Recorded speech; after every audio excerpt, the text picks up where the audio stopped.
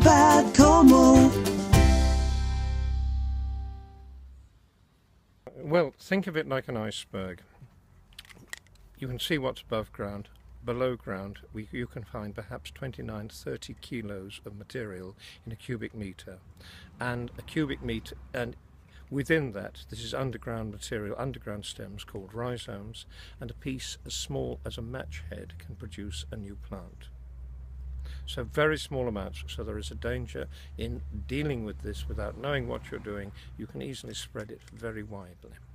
It can come up in any point of weakness between concrete and tarmac, for example, or through the material itself, and therefore disrupt and break the material. And then when you're getting rid of the material, you've got to take account of the knotweed within it because of the difficulty of separation, and it is so easily spread in that way. But at the top of a riverbank here, and you can see Japanese knotweed down below, which is near the watercourse, and the danger is with flowing water like this that parts of the rhizome can be detached and can be spread further down the watercourse.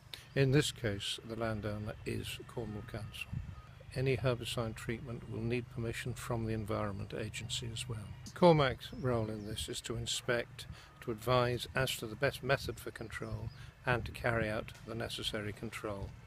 This is one of approximately 2,000 roadside sites where control has been carried out. The purpose of leaving the sign here is to show where the plant is because it can go dormant, and therefore if people dig through they could disturb it and stir it up again. But we're confident in quite a large number of cases that the plant is completely controlled. The danger to the highway can be penetration of the bitmac and blockage of drainage channels and damage to structures within the highway. If there is less control, the plant will penetrate to a greater extent in a large number of situations and therefore cause further damage. And it also will colonize materials such as bitmac, and disposal of bitmac with knotweed in becomes more problematic because Japanese knotweed is considered as a controlled waste under the waste regulations, and there are very few sites which are appropriately licensed to receive it. We're now on the A30 near Bodmin. An issue here is that Japanese knotweed was brought in, it appears, with topsoil some years ago and ended up in the centre reservation. And with the traffic flows that you can see here, you can realise the difficulties of controlling the plant in this situation.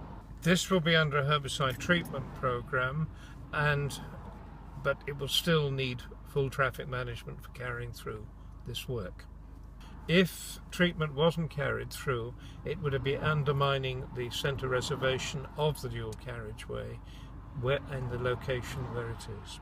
Here we have a construction site which has infestations of Japanese knotweed in various locations. So the material would be likely to be fragmented and then to come up around and between the houses, and we have had issues where concrete beam construction has been used and knotweed has appeared between beams and so forth within the structure itself.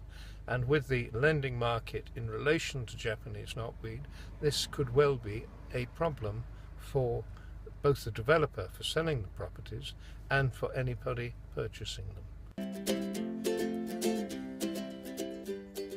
Check first of all the identification, and the Cornwall Council website gives considerable information there, which is also available in printed form.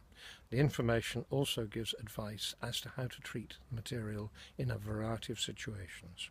People should be concerned and carry out control, because generally the more swiftly a control action is initiated, the more economic it will be.